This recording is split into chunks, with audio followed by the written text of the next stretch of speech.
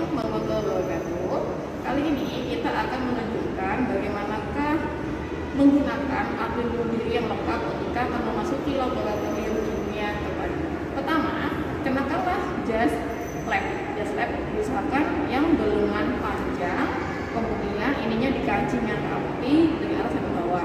Kemudian gunakanlah sarung tangan, bisa yang dengan sarung tangan sekali pakai seperti ini, ya. Jadi gunakanlah sarung tangan yang pas dengan tangan Anda. Kemudian pakailah kacamata laboratorium seperti ini. Nah, gunakanlah kacamata laboratorium yang tepat dengan wajah Anda. Kemudian gunakanlah sepatu pelindung diri yang tertutup seperti ini ya. Jadi usahakan tertutup bagian atasnya sini. Nah, berikut ini adalah contoh penggunaan alat pelindung diri yang lengkap ketika memasuki laboratorium kimia terpadu. Baik, kita mulai praktikum.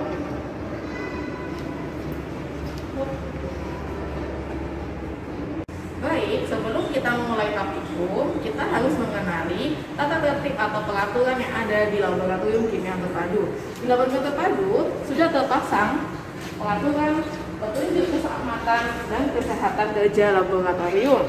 Berikut ini bisa kalian baca di sini ya. Pertama adalah kenali bahan dengan membaca petunjuk penggunaan bahan atau MSDS, Material Safety Data Sheet, pada setiap alat dan bahan yang ada di laboratorium. Kedua, gunakan perlengkapan alat pelindung diri yang lengkap ketika bekerja di laboratorium. Ketiga, ikuti arahan dan petunjuk praktikum yang sudah diberi pada Anda. Yang keempat, bekerjalah dengan hati-hati. Yang kelima, lakukan jika terdapat kecelakaan kerja di laboratorium.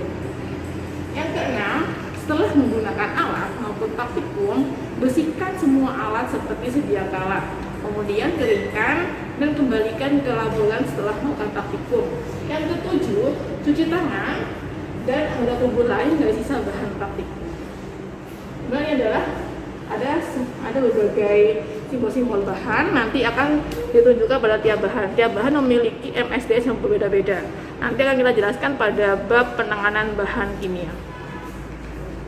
Kemudian di sini saya akan menjelaskan mengenai tentang bagian-bagian dari laboratorium. Pertama, ketika memasuki laboratorium terpadu, kita akan menjumpai kotak D3K seperti ini. Di kotak D3K ini ada berbagai macam obat yang untuk pertolongan pertama jika terjadi kecelakaan di laboratorium.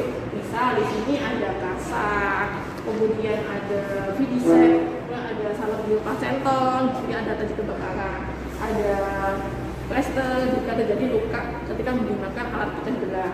Kemudian di sini ada tempat sampah. Jadi ketika kalian praktikum yang menghasilkan sampah, misal seperti tisu atau bekas-bekas label, mohon dibuang di tempat sampah yang seperti ini ya.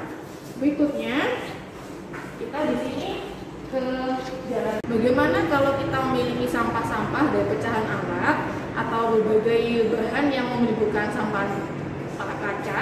Untuk sampah kaca, limbah pecahan kaca dibuang di tong sampah tersendiri, letaknya di sebelah wastafel sini. Di sini kami tuliskan limbah pecahan kaca. Di tong sampahnya sudah tulis tempat sampah khusus kaca.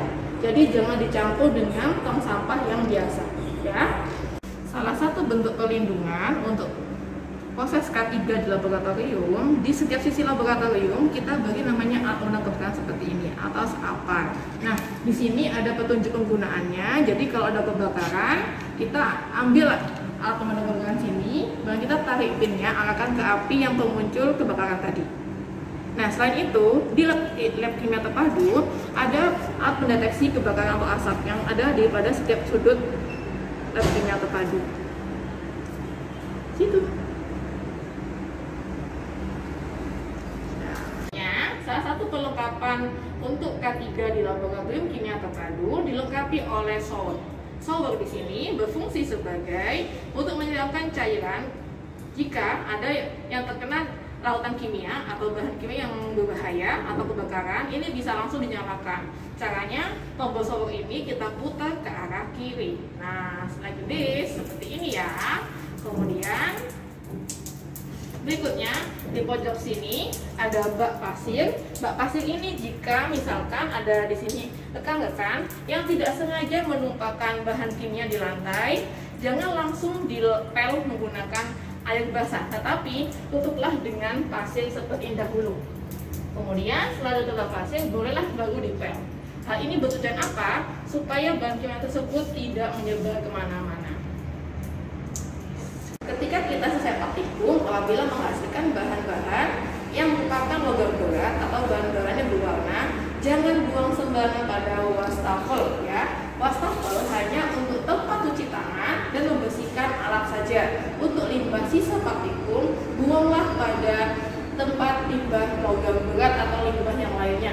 Di sini kami telah menyediakan berbagai tong atau deterjen di sini, drum yang untuk menampung limbah logam berat, menampung berbagai larutan yang berwarna di sini. Jadi jangan membuang larutan kimia pada wastafel.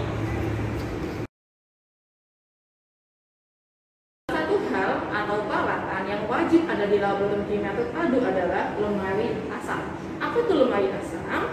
Lemari asam adalah suatu alat atau suatu tempat di sini sudah didesain sedemikian rupa yang khusus digunakan jika kita menggunakan bahan-bahan bersifat asam.